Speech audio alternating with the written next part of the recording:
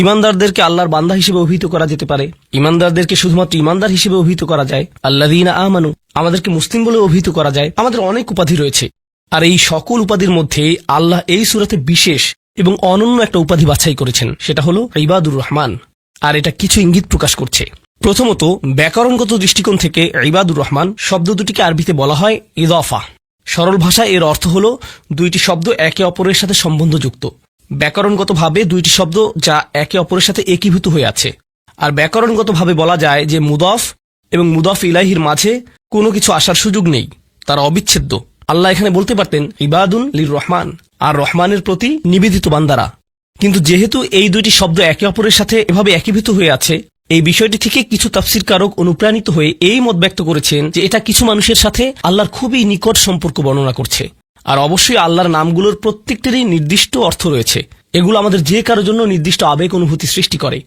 তিনি বলতে পারতেন ইবাদুল্লাহ, আল্লাহর বান্দারা, কিন্তু তিনি তার প্রজ্ঞা দিয়ে দুইটি শব্দ চয়ন করেছেন, ইবাদুর রহমান। তো এই আয়াতে আমাদের এবং আল্লাহর সাথে যে সম্পর্ক বর্ণনা করা হয়েছে তা হলো ভালোবাসা, যত্ন এবং করুণার সম্পর্ক। আমাদেরকে আল্লাহর ভালোবাসা, যত্ন এবং করুণার চাদরে জড়িয়ে নেওয়া হয়েছে। আয়াতগুলোর অগ্রসর হওয়ার সাথে সাথে বক্তব্যের বিষয়বস্তুকে দুটি ভিন্ন দৃষ্টিভঙ্গি থেকে দেখা সম্ভব। একটি দৃষ্টিভঙ্গি হলো কিছু মানুষের বিশেষ কিছু গুণ রয়েছে। বিশেষ এই মানুষগুলো কারা? যাদেরকে আল্লাহ ইবাদুর রহমান বলে আখ্যায়িত করেছেন। এই দৃষ্টিভঙ্গি অনুযায়ী এই হলো গুণাবলীগুলোর একটা তালিকা। যদি এর সবগুলোর অধিকারী হতে না পারেন, আপনি আসলে ব্যর্থ হয়েছেন। এটা হলো একটা দৃষ্টিভঙ্গি।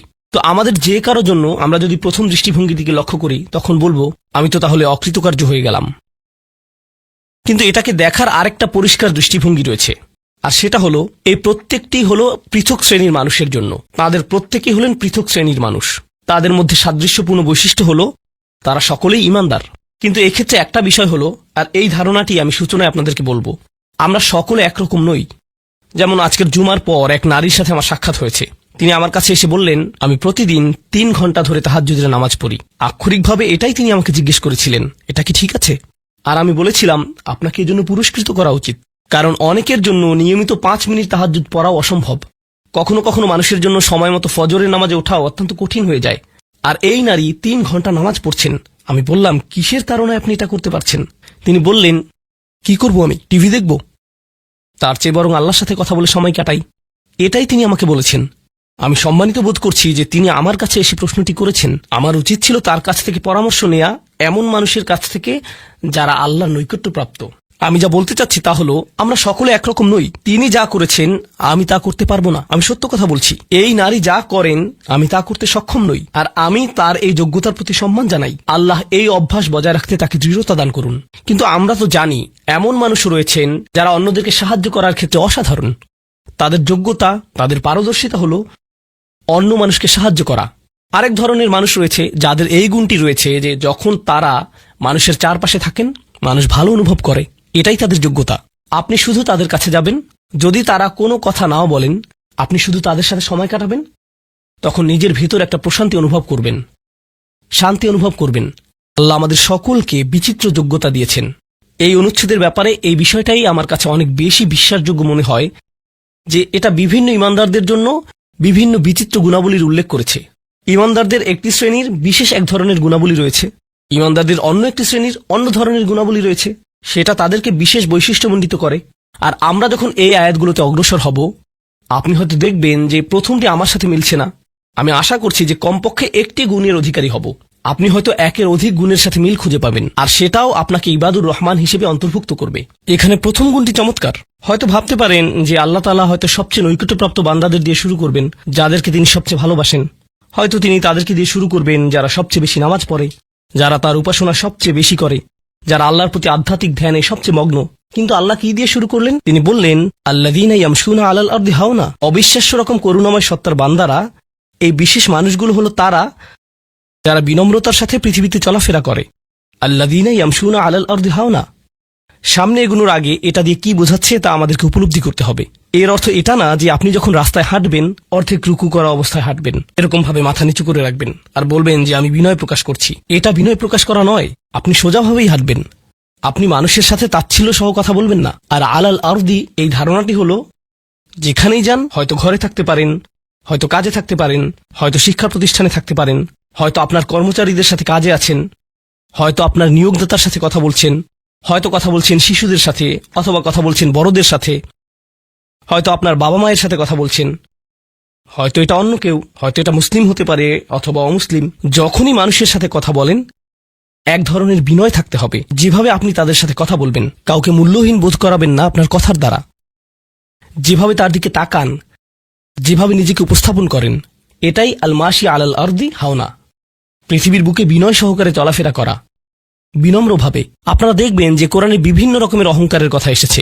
এখন এখানে সবাই জানেন যে অহংকার হলো হৃদয়ের একটা ব্যাধি, এটা থাকে হৃদয়ের ভিতর, তাই না? কিন্তু ভিতরে যখন কোনো ব্যাধি থাকে, যেমন কোনো ভাইরাস যদি ভিতরে থাকে, বাইরে এর কিছু লক্ষণ প্রকাশ পায়, উচ্চ তাপমাত্রা, ঘাম, এই ধরনের লক্ষণ। কোরআন তুলে ধরছে অহংকারের কিছু লক্ষণ। উদাহরণস্বরূপ আল্লাহ বর্ণনা করছেন যেভাবে মানুষ অন্যের দিকে তাকায়। কোরআন বলছে যে এমন মানুষ ছিল যারা রাসূল সাল্লাল্লাহু আলাইহি ওয়াসাল্লামের দিকে এভাবে দৃষ্টিপাত করত, ইয়াকাদুল্লাযীনা কাফারু লা ইউযলিকুনাকা বিআবসারিহিম, তারা এত কঠিনভাবে আপনার দিকে তাকায় যে তারা যেন তাদের দৃষ্টি দ্বারা আপনাকে মাটিতে ফেলে দেবে, এরকম কঠিনভাবে তারা আপনার দিকে তাকায়। অন্য কথায় তারা কোনো কিছু বলেনি, তারা কোনো কিছু করেনি, তাদের অহংকার কোথায় ছিল? শুধুমাত্র তাদের মুখমণ্ডলে, শুধুমাত্র তাদের চোখে। তো তরুণদের জন্য এটা একটা উপদেশ। তোমার বাবা মা হয়তো তোমার সাথে কিছু নিয়ে চিৎকার করছেন, সেটা ন্যায্য বা অন্যায্য যাই হোক, আর তুমি বসে বসে শুনছো, আর তোমার রক্ত গরম হয়ে উঠছে এবং পাল্টা চিৎকার করতে মন চাইছে, কিন্তু তুমি শুধু কুৎসিত চাহনি দিয়ে তাদের দিকে তাকিয়ে আছো। এই কুৎসিত চাহনি দিয়ে তাকিয়ে আছো, আর তোমার মা বলছেন, আমার দিকে এভাবে তাকিয়ে আছো কেন? আমি তো কোনো কথা বলিনি। তুমি কিছু বলনি, এটা পুরস্কার পাওয়ার মতো কিছু না। তুমি কিছু বলনি, এটা পুরস্কার পাওয়ার মতো কিছু না। কারণ অধ্যত্ব শুধু তোমার কথাতেই থাকে না। তবে অভিনন্দন যে তুমি কোনো কিছু বলনি, এটা অপেক্ষাকৃত ভালো, কারণ সেটা তাহলে আরো খারাপের দিকে যেত। কিন্তু এক ধরনের অধ্যত্ব, ক্রোধ এবং বিনয়ের অভাব আমাদের চোখে মুখে ফুটে ওঠে। সুম্মা নজর, সুম্মা আবাসা অবাসার, সুম্মা আদবার ওয়াস্তাকবার। শুধু যেভাবে কারো দিকে তাকান, শুধু যেভাবে ভ্রু কুঁচকান, শুধু যেভাবে চোখ ঘুরান, কখনো কখনো যেভাবে কারো দিকে তাকান, কখনো কখনো যেভাবে কারো দিকে না তাকান। কেউ আপনাকে সালাম দিয়েছে, আপনি তার দিকে তাকালেন না, অন্যদিকে ফিরলেন এবং তা উপেক্ষা করলেন, অথবা শুধু ওয়ালাইকুম আসসালাম বললেন। আপনি সালামের জবাব দিয়েছেন, কারণ তা না হলে তো গুনাহ হতে পারে, কিন্তু জবাব দিলেন খুবই নিচু স্বরে, এটা নিশ্চিত করার জন্য যাতে সে শুনতে না পায়, আর সে মনে করলো যে আপনি জবাব দেননি।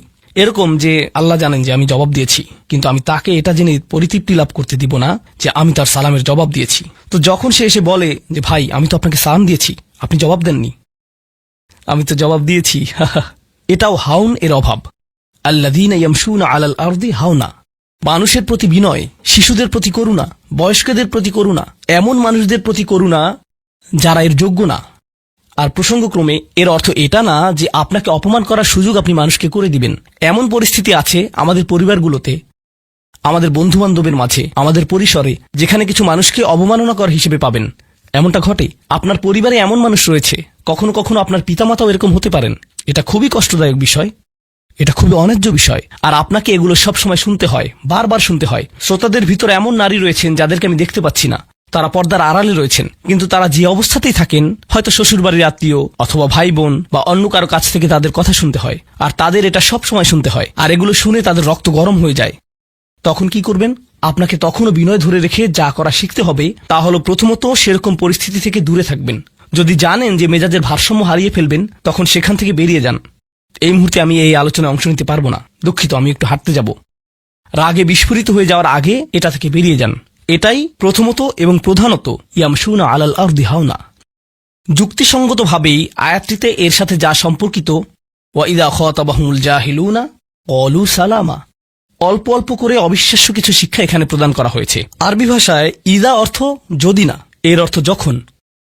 যখন বিরক্তিকর ব্যক্তিরা, যখন সেই ব্যক্তিরা যাদের নিজস্ব নিয়ন্ত্রণ নেই, এরা যখন তাদের সাথে কথা বলে, যখন মূর্খ লোকেরা তাদের সাথে কথা বলে, এখানে বলা হচ্ছে না যে যদি তারা কথা বলে, বরং আয়াতে বলা হচ্ছে যখন তারা কথা বলে। আল্লাহ আমাকে এবং আপনাকে জানিয়ে দিচ্ছেন যে এমন লোক সব সময় থাকবে যারা আমাদের উদ্দেশ্যে কথা বলবে, যারা আমাদের সাথে আলোচনায় অংশ নিবে, যারা আমাদের সাথে ভাব প্রকাশ করবে। তাদের আচরণ হয়তো ভালো হবে না, এরকমটা ঘটবে, এটা এড়াতে পারবেন না। এই ধরনের অপ্রীতিকর অভিজ্ঞতার শিকার আপনাদের প্রত্যেককেই হতে হবে, আমি সহ।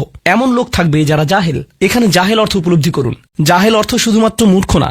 যখন মুসা আলাইহিস সালামকে গরুর বাছুর সম্পর্কে জিজ্ঞেস করা হলো, তিনি বলেছিলেন যে তোমাদেরকে একটি গরু কুরবানি করতে হবে, আর তারা বলেছিল, তুমি কি তামাশা করছো? আতাত্তাখিযুনা হুজুয়া, তুমি কি আমাদের সাথে উপহাস করছো? আমাদেরকে গরু কুরবানি করতে হবে? এখানে আমাদের সামনে জটিল পরিস্থিতি রয়েছে, কিন্তু কোনো গরু কুরবানির প্রয়োজন নেই। তিনি আসলেই রেগে গেলেন। আপনারা জানেন, যখন মুসা আলাইহিস সালাম রেগে যান, তখন তিনি কিছু একটা করে ফেলতে পারেন। তো তিনি তৎক্ষণাৎ আল্লাহর কাছে প্রার্থনা করলেন এবং বললেন, আউযু বিল্লাহি আন আকুনা মিনাল জাহিলিন, আমি জাহেলদের অন্তর্ভুক্ত হওয়া থেকে আল্লাহর আশ্রয় প্রার্থনা করি। এর অর্থ মূর্খ নয়, কারণ স্পষ্টতই মুসা আলাইহিস সালাম ছিলেন পৃথিবীর জ্ঞানী মানুষদের একজন। তিনি অজ্ঞতা নিয়ে কথা বলছেন না। তিনি বলছেন, আমি আমার আবেগের উপর নিয়ন্ত্রণ হারানো থেকে, মেজাজের নিয়ন্ত্রণ হারানো থেকে আল্লাহর আশ্রয় প্রার্থনা করছি, এমন জিনিস বলা থেকে অথবা করা থেকে যা আমি এখন করতে চাই, কিন্তু আমাকে নিজেকে সংযত করতে হবে। এখন এই উপলব্ধি থেকে আলোচ্য আয়াতটিতে আসুন। এরকম মানুষ রয়েছে যারা সবচেয়ে জঘন্য কথা বলে, কিন্তু তাদের কোনো লাগাম নেই।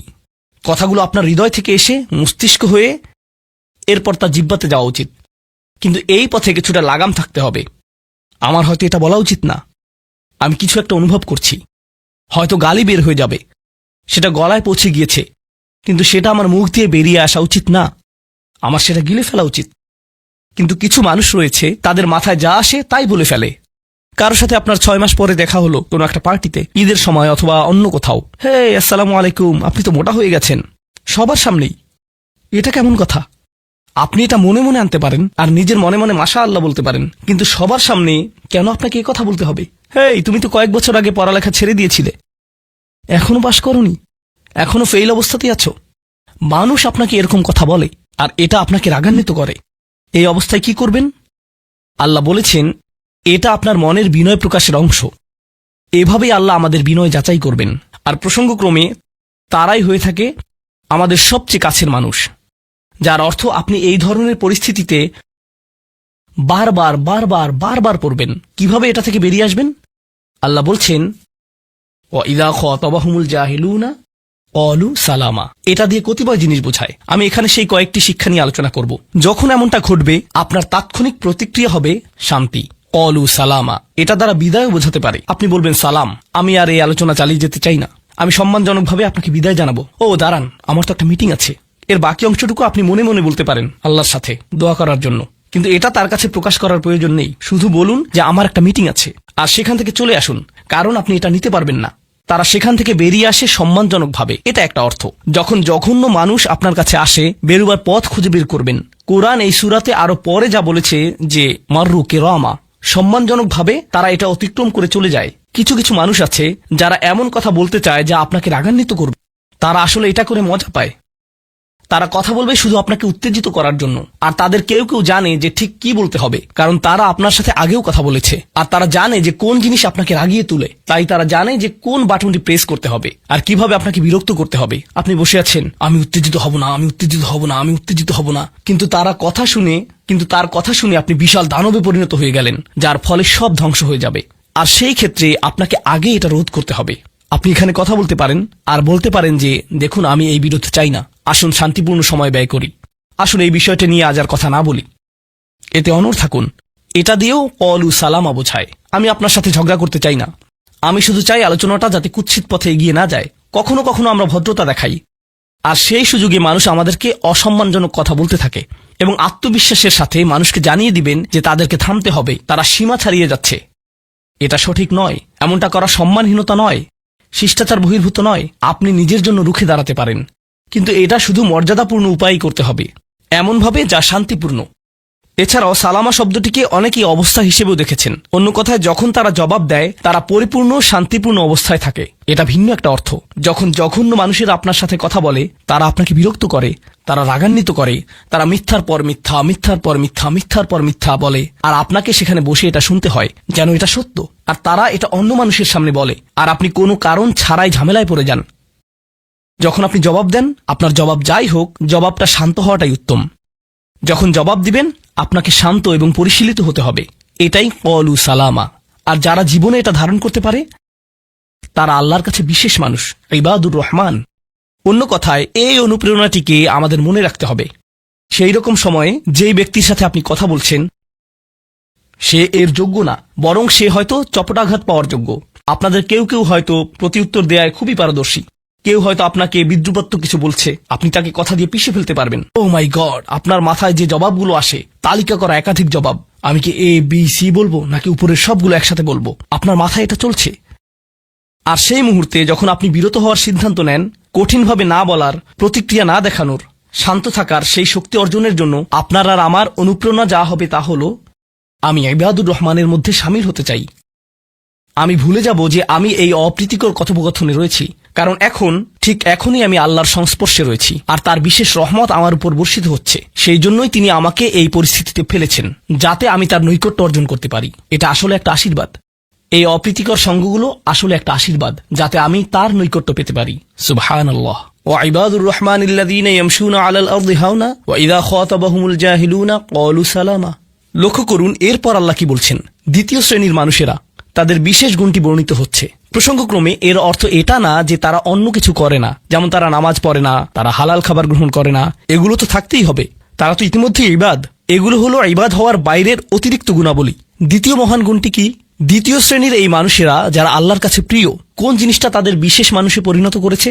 ওয়াল্লাযীনা ইয়াবিতুনা লিরাব্বিহিম সুজ্জাদান ওয়া কিয়ামান। যারা রাত্রি অতিবাহিত করে তাদের প্রভুর উদ্দেশ্যে সিজদারত এবং দণ্ডায়মান অবস্থায়। তারা লোকচক্ষুর অন্তরালে গভীর রাতে নামাজে মশগুল থাকেন, কারণ তারা জানেন যে রাতের গভীরে আল্লাহ তাদের সবচেয়ে নিকটে থাকেন। আমাদের অনেকের জন্য এটা অনেক কঠিন।